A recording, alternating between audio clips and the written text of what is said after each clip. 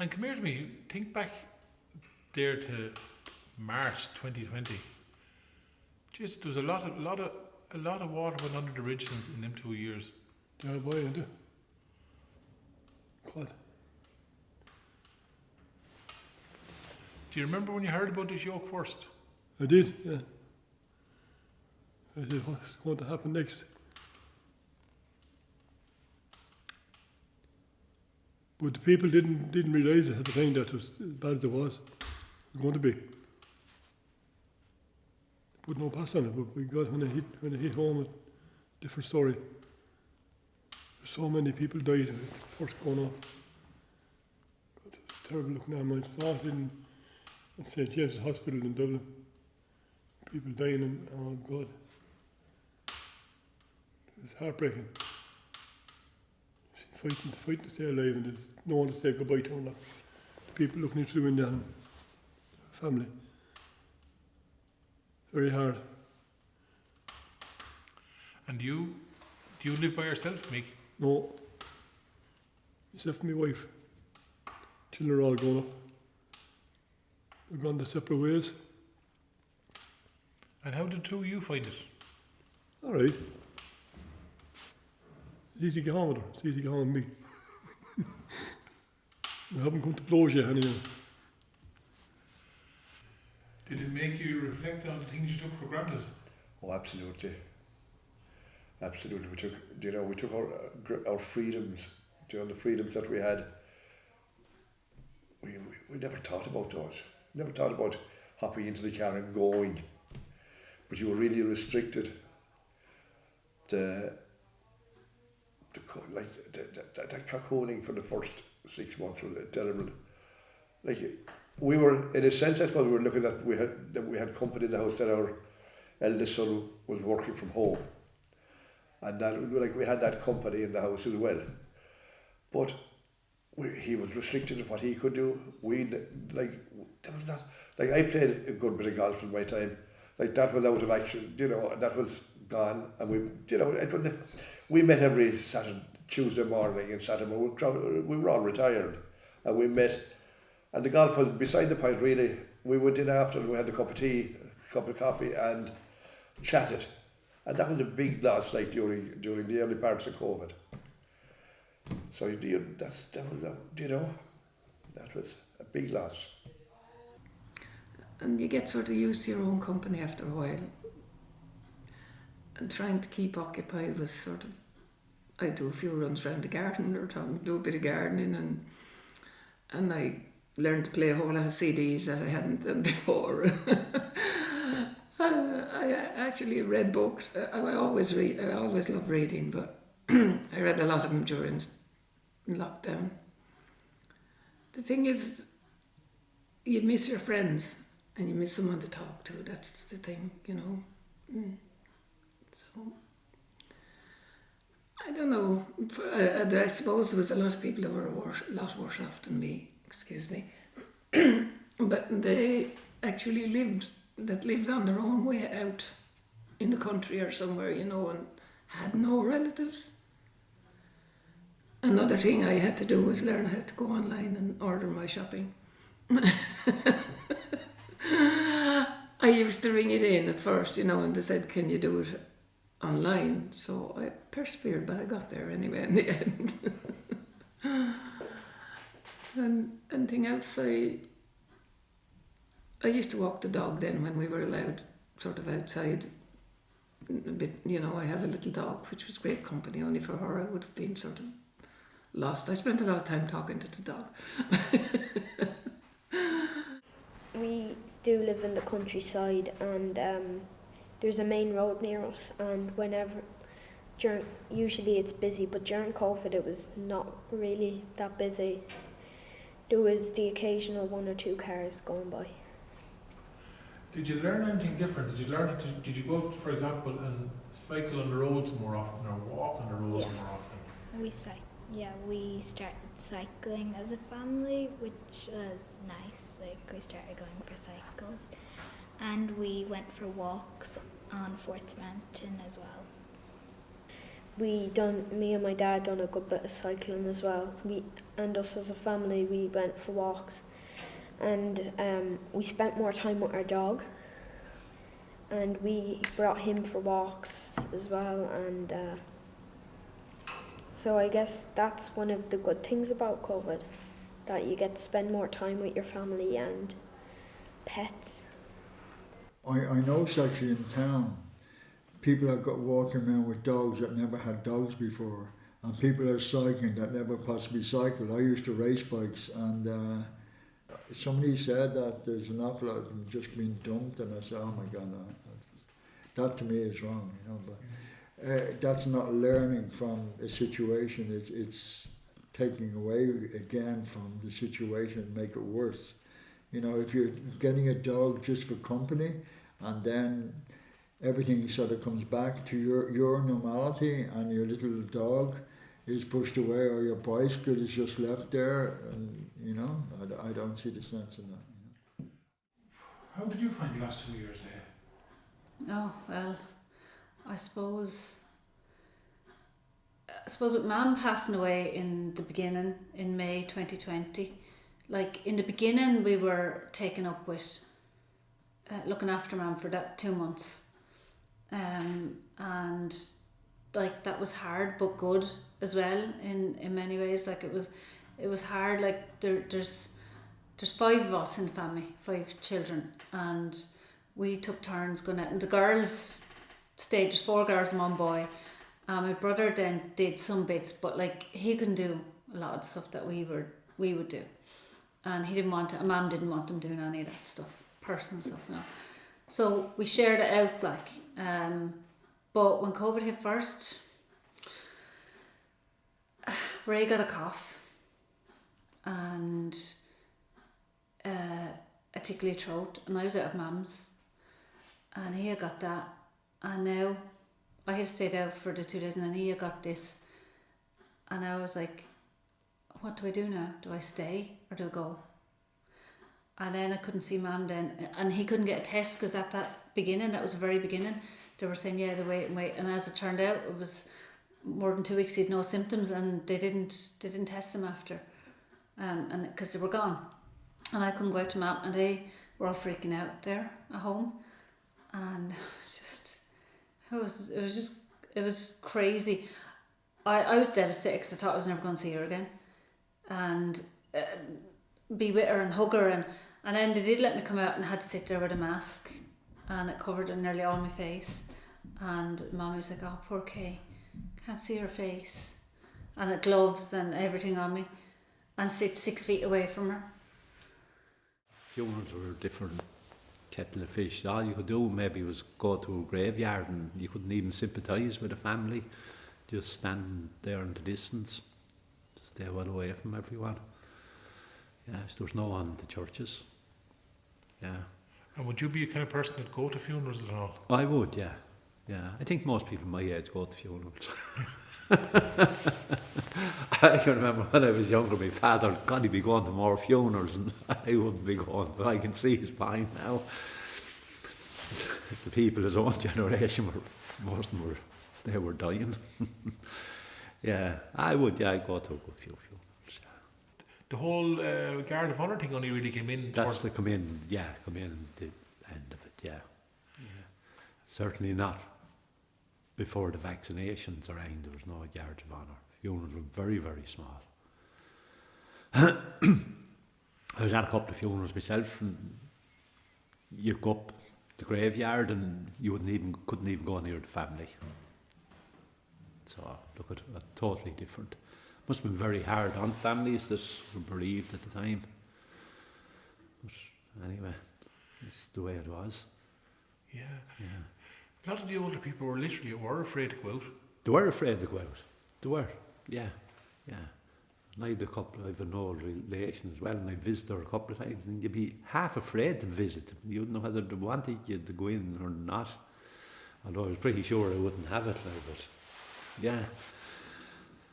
And it was very tough.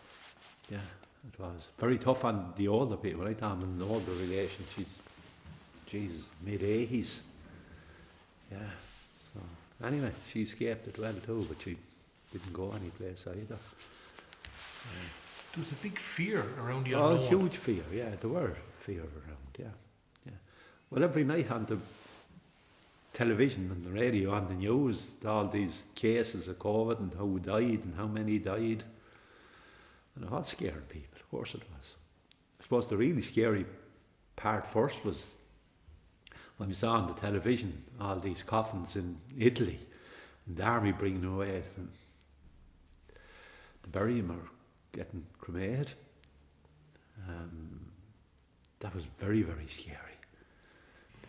There was an awful lot of unknowns at the start, wasn't there? It scared people. It did scare you.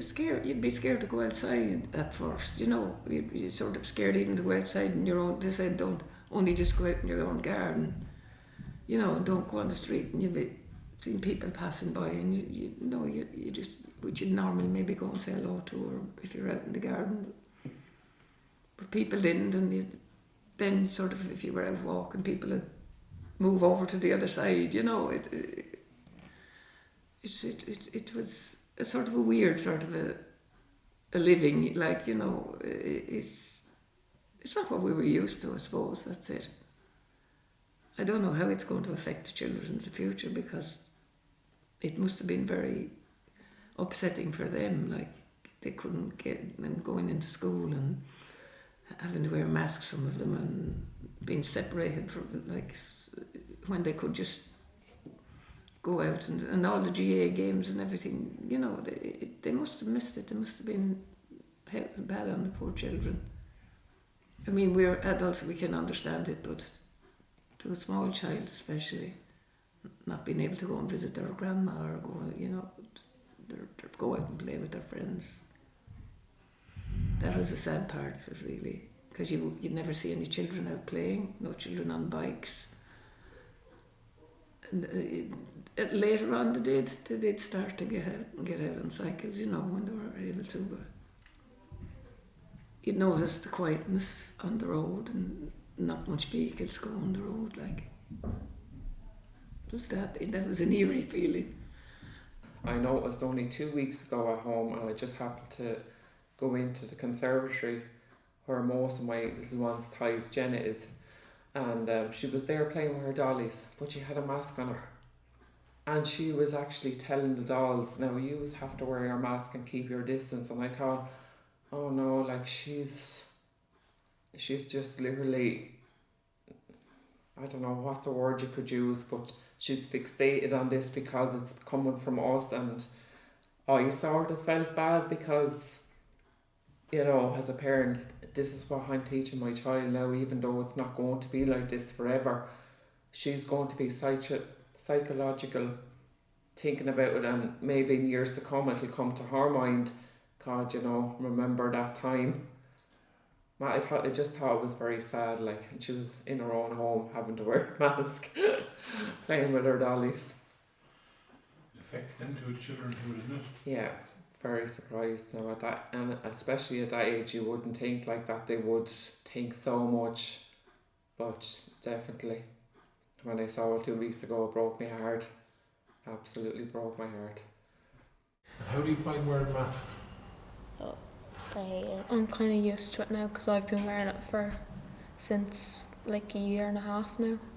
But especially but we do get like our teacher lets us out for like maths breaks, so we get to go run around, and then like lunchtime or breaks, and maths breaks. So, It keeps your face warm though. We do. That's the good part. You go outside and you keep your face warm with it. Yeah. How did you find wearing masks?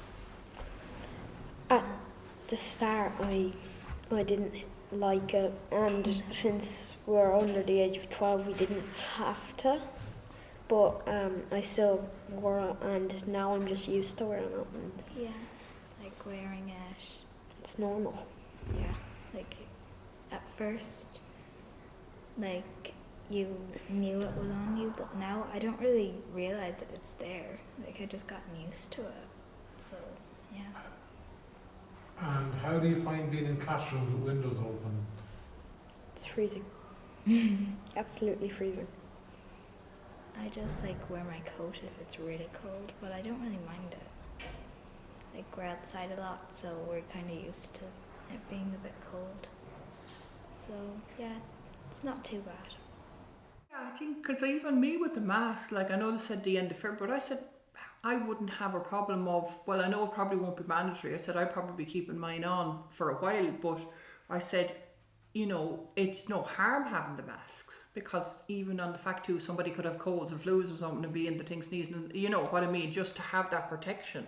Like, but then again, see, I don't mind wearing the mask, even though I'm a bit asthmatic, where some people did. I still have friends who find it very hard when it's on their face all day, like they just don't like the mask. So I suppose they'd be happy enough to throw it off and be gone, like, you know. So depends on where you're coming from, really. Our hand hygiene improved a lot. Oh, I thought that was in toilets and coming in and out, and then, no offence, but that was really good. You know, the fact that you have to wash your hands, and like, you know, because you don't want to wear, you know, and it's nice that you and we got into the habit, and I give it that most people did get in, and I still will do it automatic. Some places they've taken it out and I'm looking for, you know, because you're so used to the mask up and going in, and you know, so you're still looking for that bit of, yes. Like I'm a chef, so I wash my hands all the time, and I don't think it's a good idea to put hand sanitizer on your hand when you're gonna cook food and touch food, because that is really strong. Like if you ever touch your eyes after, it'll sting your eyes. You know, if you happen to put your hand in your mouth, you'll taste that. Like, so you'd be putting that on food. So it was the fact that it was like, and you have to wash your hands. They're a waste of money, they're a waste of time, because you have to put them on clean hands. And I think that's the biggest problem is people put that on, they think they're okay, and they're not okay. And that's why, and then they rip the hands off you. Between that and overwashing like the hands as well, like, you know. So that's why I was like, I really sound like I'm total nutcase, like I'm real healthy and into, but I'm not. Like I'm into good, proper healthy and good clean dirt, like, and you know, good immune system, like, you know. I sound like, I suppose in some ways conspiracy theory. Suppose it'd be labelled that, like, if people heard me nowadays. Not so much now, but maybe a year ago now they would have. But times now you think you had it. That's the worst part of it. You have a coughing and sneezing and all that. Jeez, I wonder if I got COVID. Feel your life. And did your wife get it? No. She did all the shopping. But the masks are a big help though, apart from the injection. Vaccination and masks were, I never got the flu this year. No, I always get the flu every year. And nothing this year, last 2 years. And did wearing the masks bother you? No. Sometimes I forget it. I went to shops. Oh God. But I know you didn't intend doing it. I had me in my pocket that last day down there. Up the top of the shop, no mask. And would you think you'd wear the mask if they said tomorrow, God, get rid of the mask? Would you carry on wearing them? Yeah, I surely would. I don't know, I can't understand people driving the car wearing a mask.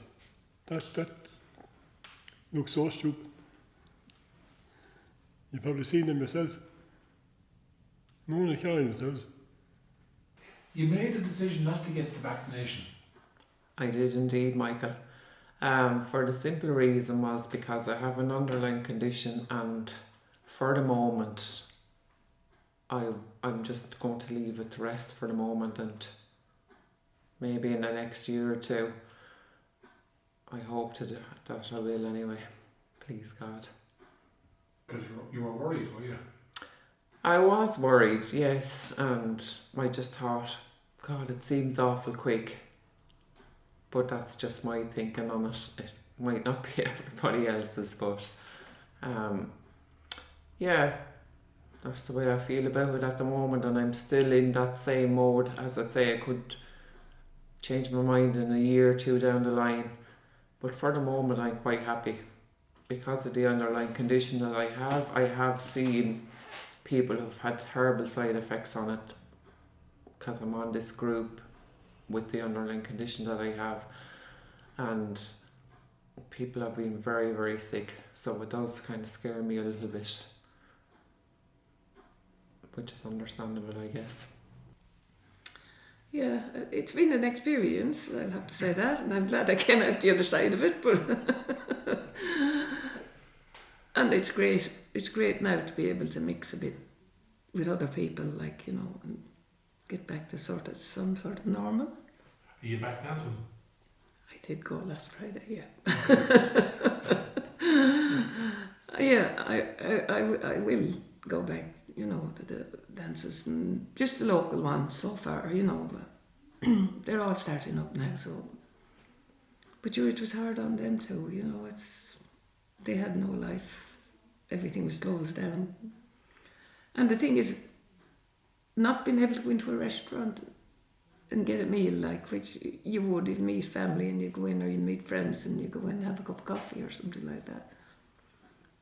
That was something you'd miss too, like, you know. So. You say you like to go to the pub to meet people, to have a drink. Oh God, yeah. Oh yeah. Watch a horse race and have a drink. GA, I'm a GA man, rugby man, you know, and yeah, and that was didn't happen. So I missed. Did you have a drink at home? No, I wouldn't drink at home. No. I would be worried about that, getting too used to it, and no, I wouldn't enjoy it. It's going in from your home to your pub, and there's a lovely thing when you hear the door open. There's a couple of heads around, you know, somebody that you'd have a chat with, and you could give out to, or moan at her, or say something, or, you know, whatever. And there's the freedom of doing that. It was gone, you know, and the company was gone. And I don't have TB, and I didn't have any GA. Of course, all the matches were sort of had problems because of nobody able to go to the games. Now we have a rugby match on Saturday. I can't wait to get into Maggie Mays in town. I meet a couple of rugby heads in there, and the Welsh will be over and I'm looking forward to that. That will make spring. Yeah, and I'm going to get some plants and plant them outside, and I've got it all the front shuttered, but I'm going to paint up the piers and celebrate life and put plants outside in colour. Just to say thank you, we're okay, we're here. How did you entertain yourself at all, or how do you keep yourself busy? I'm a great reader. Never be without a book. I always read. Look at television. Of course, I went for walks or whatever every day as well. That was basically it. Yeah. When I'm in the house, of course, I've all the housework to do. I live on my own, and so that takes away time every day, as any woman would tell you. So that was how basically I did it. Yeah, like I bought 20 or 30 roses there that time in the spring of the year, time of the COVID, sowed them, and yeah, plenty to keep me busy.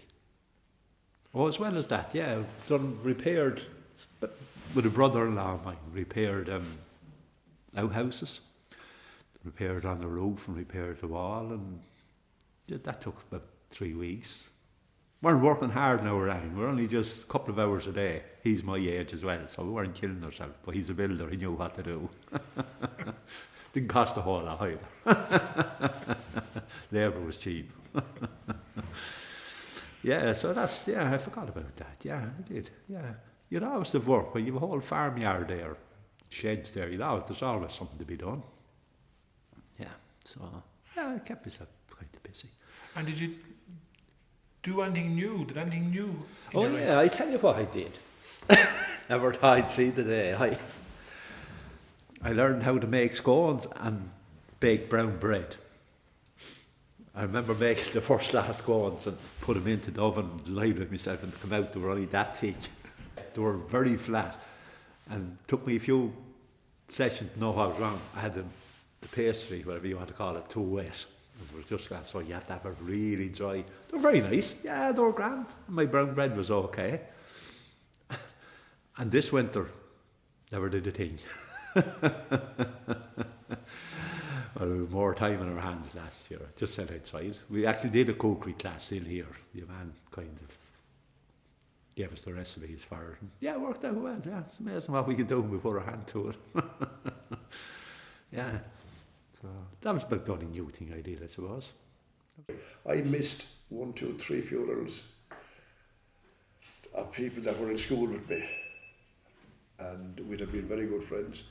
One man I used to have a pint with every Sunday night. I'd be down at home, and he passed away, and I wasn't able to get to his funeral. And he was the man I always liked to talk to on a Sunday night, because he had a fantastic grasp of football and hurling. As a matter of fact, he was such a good analyst. We kind of called him Colm O'Rourke.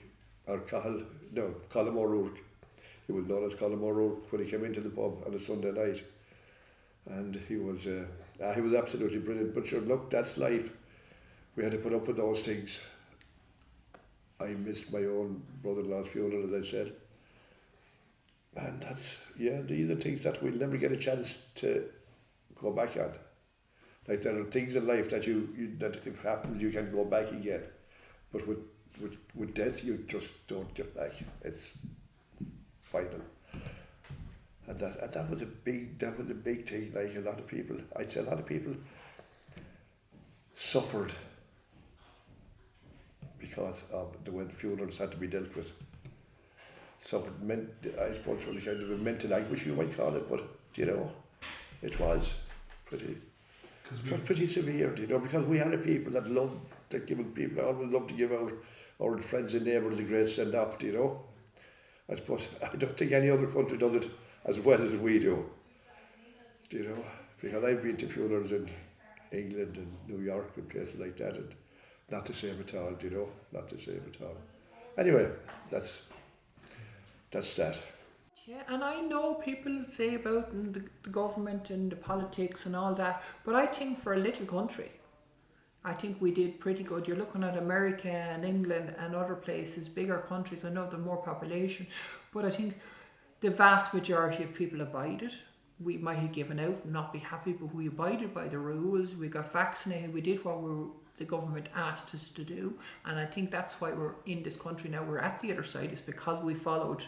Because there's some countries now back with difficulties, because situations where I think for a small country we followed and we got on with things and we just done it. But I think that's Irish people. You just get on and you do it. That's the way we do it. We might give out a bit, but we'll still do it and we'll get on with it. And we come to the other side. And I think it's really of our culture and our people. That's just what we do. You can have a little panic first, but then you think, okay, this needs to be done, so that's what we'll do, and we'll get to the other side of it. So I think that was.